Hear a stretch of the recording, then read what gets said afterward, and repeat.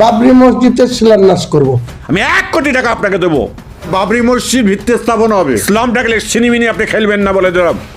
যদি সিনিমিনি খেলেছেন, বিজেপিতে আছে, পজিশনে দল দায়িত্ব দেবে, আমি সেটাই নিষ্ঠার সঙ্গে পালন করার চেষ্টা করব। নগর থেকে রাস্তা বন্ধ করে দেবো, হাইওয়ে বন্ধ করে দেবো। 6 তারিখে রেজিনগর থেকে বহরমপুর NH-34 আমার দখলে থাকবে। 6 তারিখে আমি দেখে নেবো, আমার হাতে থাকবে।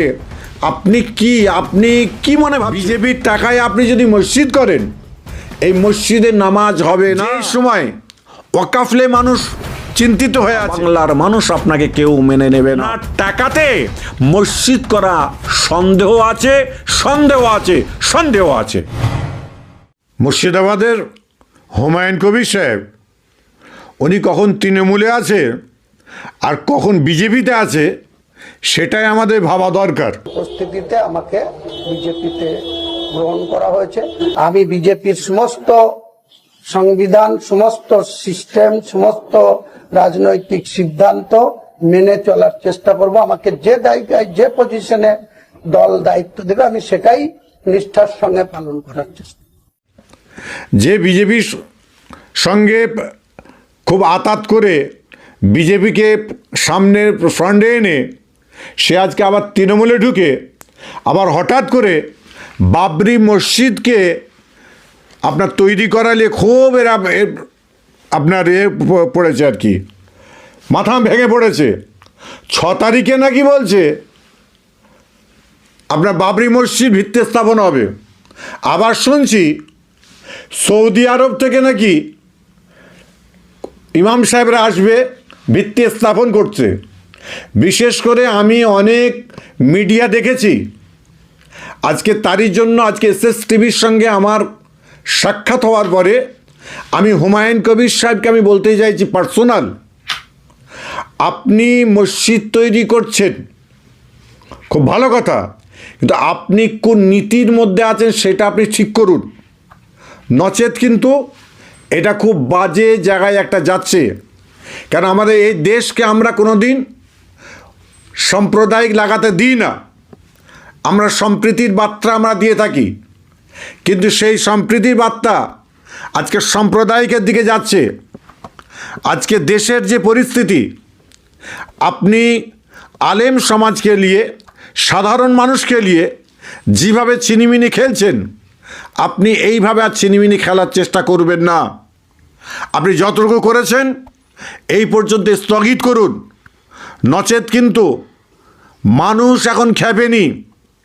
মানুষ যখন খেপে যাবে, আজকে কিন্তু দেশের শান্তি রক্ষার জন্য এখনও মানুষ এক শ্রেণীর মানুষ নয়, 95% মানুষ তারা দেশের কোনো রকম অরাজকতা চায় না, 2 নম্বরই চায় না, ফিতনা চায় না, কিছুই চায় না। কিন্তু আপনি যে একটা মসজিদকে নিয়ে মসজিদ করুন, কিন্তু আপনি কি মসজিদ করছেন?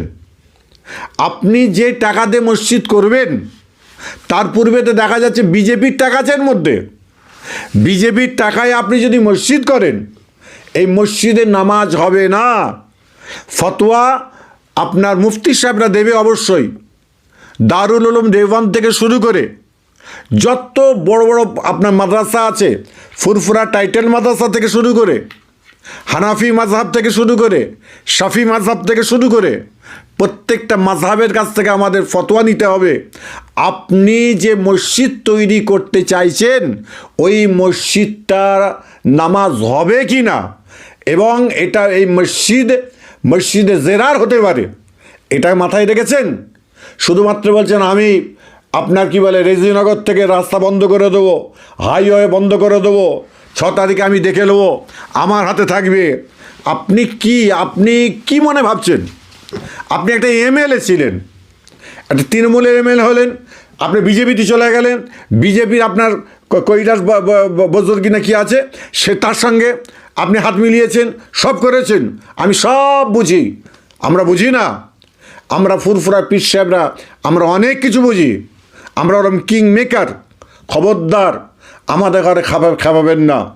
আপনি মসজিদ করছেন, একটা মানে এমন একটা সময় এসেছে, যেই সময় ওয়াকাফলে মানুষ চিন্তিত হয়ে আছে, ওয়াকাফের স্টেটলে চিন্তিত হয়ে আছে।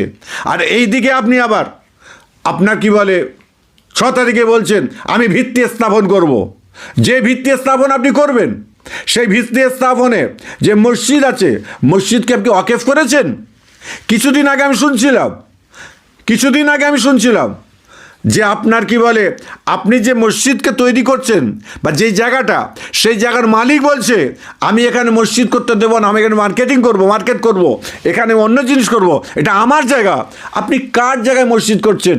মসজিদের নিয়মকানুন মেনে কাজ করুন, নচেত কিন্তু আপনি যেভাবে খেলা করছেন, এক সময় কিন্তু আজকে কিছু মানুষ আপনাকে খালি হুক্কা হুয়া সাপোর্টিং করছে, শুনে রেখে দেবেন। কিছু মানুষ আছে আমাদের পিছনে আছে, রাজনীতি দলের পিছনেও আছে, কিছু মানুষ আছে, তারা কী করে চলে আপনার কিছু সময় ধরে আপনার পাশে থাকবে, তারপরে আপনাকে একটু আপারে তুলে দিয়ে আপনার মই কেড়ে নেওয়া হবে। সেই সময় আপনি কোথায় যাবেন? আপনি যেই জায়গায় মসজিদটা করছেন সেই জায়গাতে মসজিদ হবে কি না? ওয়াক্তিয়া মসজিদ হয়, এবং রাস্তাঘাটে যেতে গেলে একটা ঘর থাকে, সেখানে ওয়াক্তিয়া মসজিদে নামাজ পড়া যায়। আপনার ওই এলাকাটা কি আপনি জুম্মা মসজিদ করার জন্য কি আপনি ঠিক জায়গায় রেখেছেন? না আমরা সেই জায়গায় দেখেছি? না মুফতি সাহেবদের কাছে আপনি ফতোয়া নিয়েছেন? আমি শাইম সিদ্দিকী বলে দিলাম, আপনি যদি ওই জায়গায় যদি মসজিদ তৈরি করতে পারেন, আমি বলে দিলাম আপনাকে, আমি 1 কোটি টাকা আপনাকে দেবো। কিন্তু শুনে রেখে দিন ভালো করে, আপনি জানবেন ইসলামটাকে সিনিমিনি আপনি খেলবেন না, বলে দিলাম। যদি সিনিমিনি খেলেছেন, আপনার কিন্তু ভাববেন না সুন্নি মতবাদ নয়, আলেম সমাজ আপনার পিছনে কেউ নেই। যারা হুক্কা হুয়া করছে আপনার এলাকার আলেম ওলামারা করতে পারে, কিন্তু সারা বাংলার মানুষ আপনাকে কেউ মেনে নেবে না। 6 তারিখের প্রোগ্রামকে আপনি ক্যান্সেল করে আপনি যেরকম সাধারণ মানুষ, আপনি সাধারণ মানুষ হিসাবে থাকেন। কেন আপনার টাকাতে মসজিদ করা সন্দেহ আছে।